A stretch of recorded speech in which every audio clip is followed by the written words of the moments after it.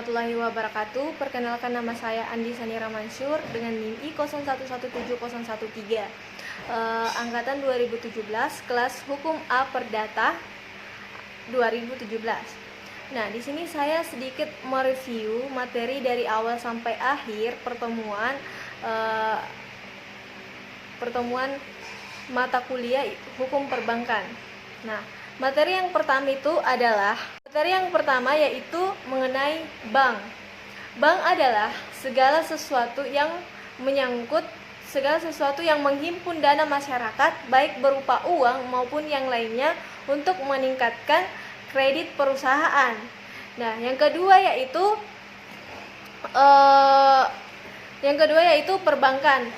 Diatur dalam pasal 1 ayat 1 Undang-Undang Nomor 10 tahun 1998. Nah, di sini perbankan adalah segala sesuatu yang menyangkut tentang bank, yang mencakup kelembagaan kegiatan usaha serta cara dan proses dalam melaksanakan kegiatan. Nah, yang ketiga yaitu mengenai keuangan. Nah, pengertian keuangan di sini menurut KBBI, keuangan adalah segala sesuatu yang bertalian dengan uang, seperti selut-belut uang, keadaan uang, dan serta urusan uang.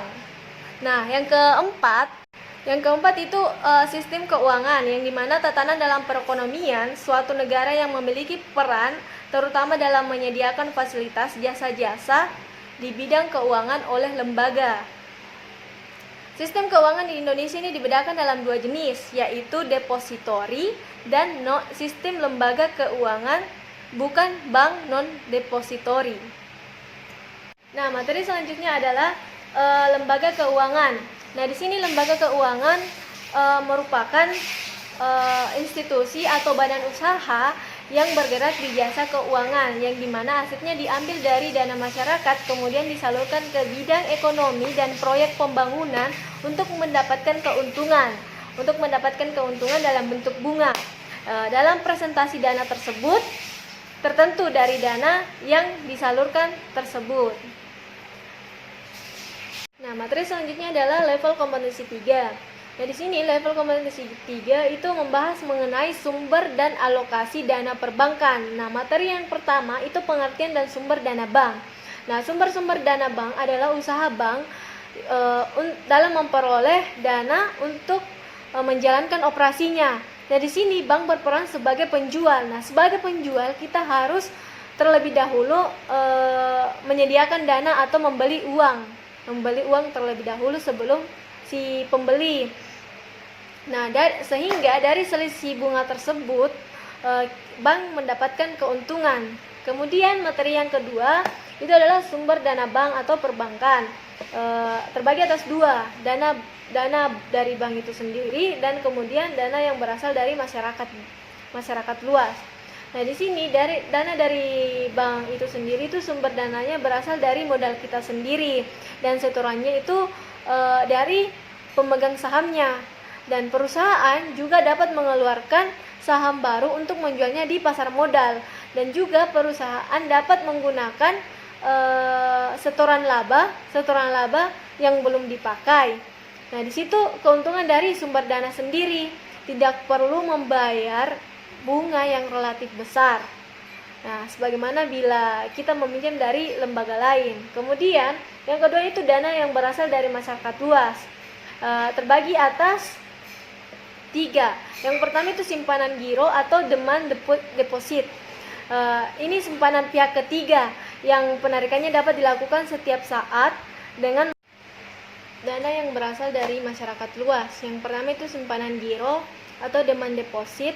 Itu simpanan pihak ketiga yang penarikannya dapat dilakukan dengan cara cek, dengan menggunakan cek. Kemudian deposito atau time deposit itu simpanan pihak ketiga yang penarikannya dalam waktu tertentu. Dan kemudian yang ketiga itu tabungan simpanan pihak ketiga yang penarikannya hanya dapat dilakukan menurut syarat-syarat tertentu. Dan materi yang ketiga itu peraturan tentang penarikan dana masyarakat di Indonesia. Nah, peraturan Bank Indonesia nomor 18/43/PBI 14/2016 tentang perubahan atas Peraturan Bank Indonesia Nomor 8/PBI/2006 tentang daftar hitam nasional penarikan cek dan atau bilet giro kosong. Dan selanjutnya adalah dana yang bersumber dari Bank Indonesia sebagai bank sentral.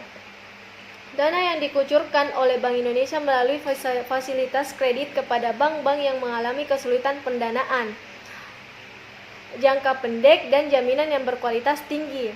Kemudian peraturan tentang sumber dana dari lembaga keuangan lain baik bagi Bank Indonesia. Dan selanjutnya itu dana yang bersumber dari lembaga keuangan baik berbentuk bank maupun non-bank. Nah, pada umumnya diperoleh dalam bentuk bank, dalam bentuk pinjaman baik dalam jangka panjang maupun jangka pendek sesuai dengan kebutuhan dari bank yang membutuhkan dana tersebut. Nah, terbagi atas dua. Pertama itu pinjaman antar bank dan pinjaman dari bank-bank dari luar negeri. Kemudian alokasi dana bank itu terbagi atas dua. Yang pertama itu gabungan dana atau pool of funds approach. Semua dana yang masuk digabung menjadi satu, kemudian dialokasikan tanpa memperhatikan jenis, sifat, sumber dana dan jangka waktu serta biaya dana. Dan yang kedua itu alokasi aset atau asset allocation approach. Sumber dana masing-masing memiliki sifat tersendiri sehingga harus diperoleh secara individu dengan mempertimbangkan karakteristik masing-masing. Nah, kemudian itu materi selanjutnya itu adalah pengertian pengalokasian dana. Nah, pengalokasian dana ini menjual kembali dana yang diperoleh dari penghimpun dana dalam bentuk simpanan. Tujuan bank dari pengalokasian dana adalah memperoleh keuntungan semaksimal mungkin. Nah, jenis alokasi dana menurut prioritas penggunaan, yang pertama itu cadangan primer dan cadangan sekunder, penyaluran kredit, investasi. Nah, menurut sifat aktiva, yang pertama itu aktiva non produktif atau non earning assets.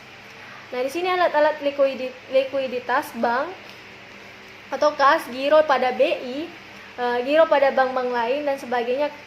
Aktiva tetap dalam investasi atau tanah, gedung, kantor, komputer dan sebagainya. Kemudian itu aktiva produktif, earning assets, kredit berjangka pendek. Nah, kemudian level kompetensi 4 yaitu penanganan kredit bermasalah. Nah, pengertian dan kredit bermasalah itu berada pada pasal 1 butir 11 Undang-Undang Nomor 10 Tahun 1998 menyebutkan bahwa kredit adalah penyediaan uang atau tagihan yang dapat dipersamakan dengan itu berdasarkan persetujuan atau kesepakatan pinjam meminjam antar bank. Nah, kredit bermasalah atau problem loan itu suatu keadaan debitur tidak dapat memenuhi kewajiban kredit yang ia peroleh dari bank. Nah, kewajiban atas pembayaran bunga dan pokok pinjaman. Yang pertama itu penggolongan kualitas kredit berdasarkan prospek usaha. Kedua, penggolongan kualitas kredit berdasarkan kondisi keuangan debitur. Dan yang ketiga itu penggolongan kualitas kredit berdasarkan kemampuan membayar. Nah, faktor penyebab kredit bermasalah dalam sisi nasabah itu faktor keuangan, faktor manajemen, faktor operasional, dan sisi ekstern. Nah, level kompetensi 5 hubungan bank dan nasabah perbankan serta perlindungan hukumnya. Nah, asas hubungan bank dan nasabah dalam hukum perbankan dikenal beberapa prinsip bank. Dalam beberapa prinsip perbankan yaitu prinsip kepercayaan, prinsip kehati-hatian, prinsip kerahasiaan, dan prinsip mengenal nasabah. Nah, prinsip kepercayaan itu seperti bank harus memiliki sistem kepercayaan kepada atau nasabah harus memiliki sistem kepercayaan kepada bank. Begitupun dengan sebaliknya. Kemudian prinsip kehati-hatian. Nah, di sini bank berperan sebagai peminjam yang meminjamkan. Nah, di sini bank harus berhati-hati, harus mengenal dulu nasabah sebelum meminjamkan uangnya.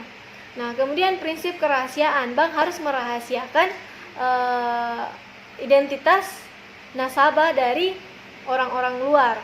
Nah, kemudian peraturan Bank Indonesia terkait dengan perlindungan hukum terhadap nasabah. Nah, transparansi informasi produk bank dan penggunaan data pribadi nasabah.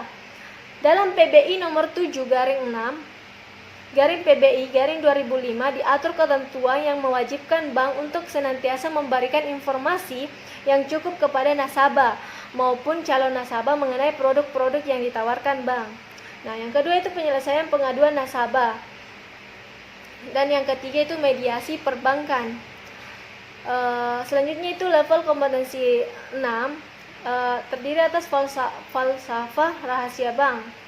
Nah, di sini hak setiap orang atau badan hukum untuk tidak diikut campuri masalah yang bersifat pribadi atau personal privacy, atau privacy right, hak yang timbul dari hubungan perikatan antara bank dengan nasabahnya. Kemudian yang kedua itu pengertian rahasia bank atau RB, itu segala sesuatu yang berhubungan dengan keterangan mengenai nasabah penyimpanan dan simpanannya, diatur dalam Undang-Undang Nomor 10 Tahun 1998 pada pasal 1. Nah, tujuan rahasia bank itu kepercayaan masyarakat terhadap bank, dan bank memberikan jaminan kerahasiaan data nasabahnya atau kerahasiaan bank. Nah, yang keempat itu ruang lingkup rahasia bank sekarang. Itu yang pertama nasabah, penyimpanan dana dan simpanannya, Undang-Undang Pemerintah Nomor 10 Tahun 1998 Pasal 1 Angka 28. Nah, yang ketiga itu investor dan investasinya. Yang keempat itu Undang-Undang Perbankan Syariah Pasal 1 angka 14, dan ada proses dekriminalisasi rahasia bank. Level kompetensi 7. Nah, di sini bank berdasarkan prinsip syariah. Pengertian bank syariah, bank yang beroperasi dengan prinsip syariah dan bank yang dalam operasionalnya berlandaskan kepada Al-Quran dan hadis. Nah, sejarah bank syariah Indonesia itu dilarang riba, kelemahan sistem bunga, dan kelemahan sistem bunganya itu kayak semacam bunganya itu di bawah dari bank-bank umum lainnya. Kemudian level kompetensi 8 itu yang pertama pengertian dan istilah tindakan bank perbankan.